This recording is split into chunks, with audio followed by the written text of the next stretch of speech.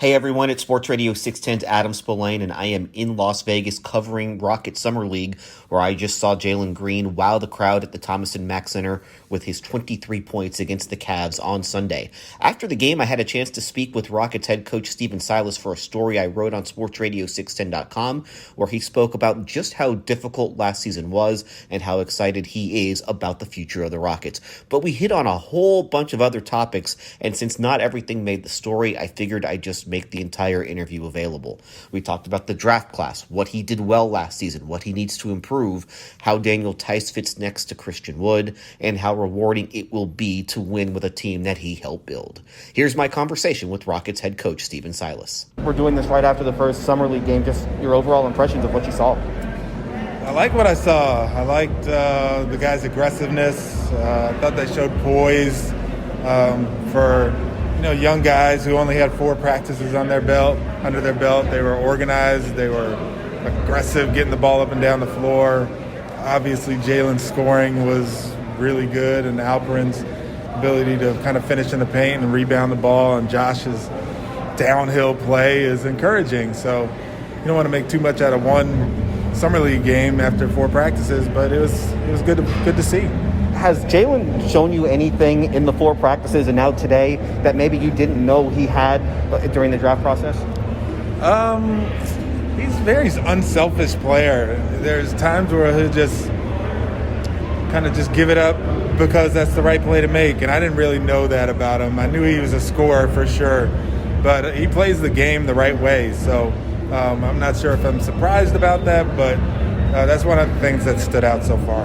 And then with Sheng Goon being 19 and playing in Turkey, is he further along? Do you feel like he can maybe contribute more during the season than you thought originally? It's hard to say right now. I don't really know, but he had a great performance today and really can rebound the ball. He gets his hand on the ball, it's his, and he has crafty moves in the paint and can finish. So, I don't like to make those decisions off just this little bit, but it's definitely promising. I want to go backwards with you a little bit. You said when we talked to you at the food bank and after last season that you were going to watch all the games. You said you got through about half of them. You didn't finish, did you? I did not finish. I started to get, I wouldn't say bored is the word, but it was just frustrating to see all the different lineups and see all that different stuff. So I kind of slowed down. I don't know if I'm going to make it. I said I was, but I don't know. One thing, I think you said that you were doing that. You wanted to evaluate yourself. For sure. So tell me, what did you when you watched those games? What did you think you did really well at last year? Keeping the team together, making sure that we were playing with purpose every game, regardless of who was on the floor. There were some little cute things we did offensively that I liked a lot, especially when we had Kelly. There's some things that we can build on that way. And then, just kind of like the adaptability of who knows who's going to be on the floor tonight, but still playing hard. And at the end of the season, when we were really decimated, the guys still played super hard. So I was proud of that. What's one thing that you watched and said, I probably need to get better at this? Yeah, I need to do a better job of trusting my assistants. Working, obviously, I have great guys, John Lucas, with the player development and all of that, and Will Weaver, you're seeing what he can do right now. But, when it's your first time, you just kind of want to do it all yourself. And I think I'm at a place where I don't have to do it all myself anymore. I can really lean on those guys and lean on their expertise a little bit more. You talk about you wanted to do it all by yourself. I see you today. I saw you a couple weeks ago. You seem very happy. It's like weight lifted off your shoulders after last season.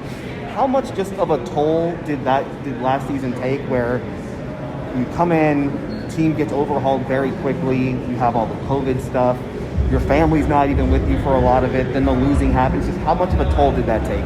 It took a pretty good toll. I didn't realize it until probably after the season was over, but it took a big toll. It took a toll on everybody, I think. I mean, whether you were with the Rockets, a fan of the Rockets, writing about the Rockets, the COVID was a big deal, and the changing rosters was a big deal, and the losing streak was a big deal, and trying to just manage took a lot of energy and a lot of thought and a lot overall. So I'm walking around with a smile on my face because we have direction. Rafael did a great job with the draft. We have veterans that I love, and we have a really good group of good guys. You mentioned the veterans. You have 6 guys on the roster who are 21 or younger. You have all these veterans. How do you mix the two together and kind of stay in the same direction?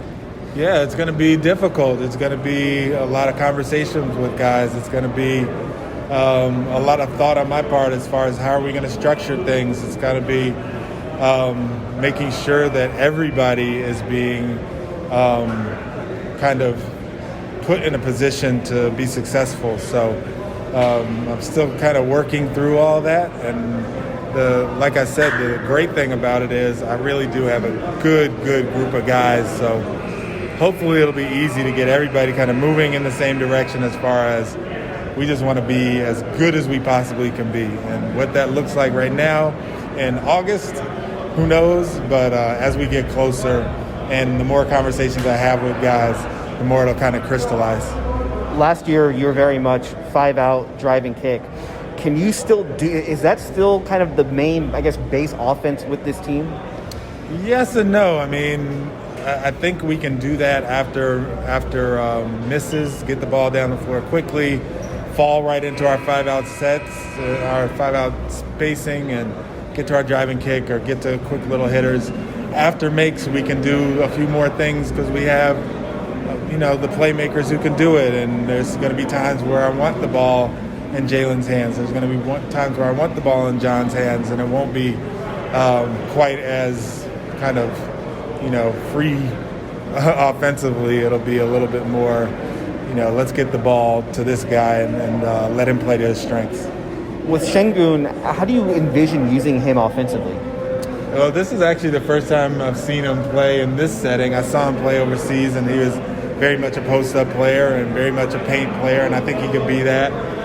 He can be a player who plays in the dunker, ducks in, that kind of thing. We can play pick and roll on one side, and he can be along the baseline. But he also is a pretty good roller and playmaker. Like, he can finish in the paint, he can go spin, he can find a teammate. So I wouldn't say I have a great feel right now what it's going to look like, but I do know he's at his best when he's in the paint, so I got to figure out a way for him to be in the paint. Defensively, you were big on being versatile and being able to play a lot of different styles. Does adding Theis enable you to do that regardless of who else is on the floor? For sure. I mean, he's one of the better defenders in the league. He'll help everybody on the floor, especially when he's playing the 5. He's been in great defensive systems, and he's a willing worker, willing learner, vocal guy. So, yeah, he'll be able to help a bunch of different ways, whether we're dropping or switching or whatever. But a lot of the things that we talked about are his ability to help everybody else on the floor play well as well. And that's with the youth of our group, that's going to be important.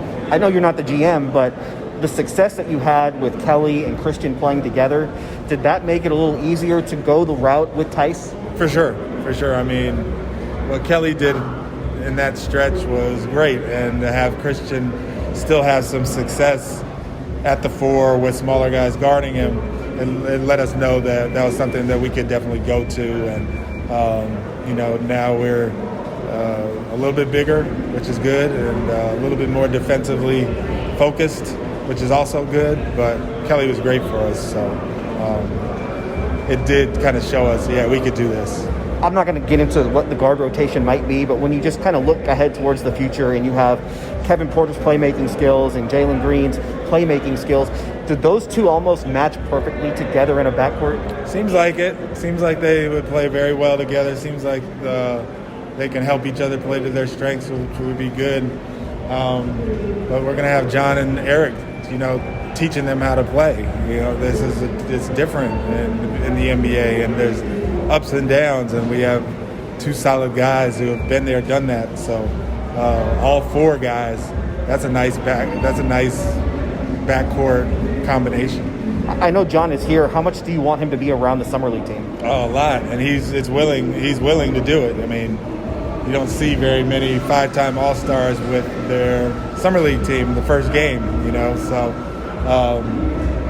it's important for him to be here. It's great for him to be here, As you know, like during the games last year, he was always up, even when he was injured, up talking to the guys, helping them. So he's an important piece, and I'm super happy he's here.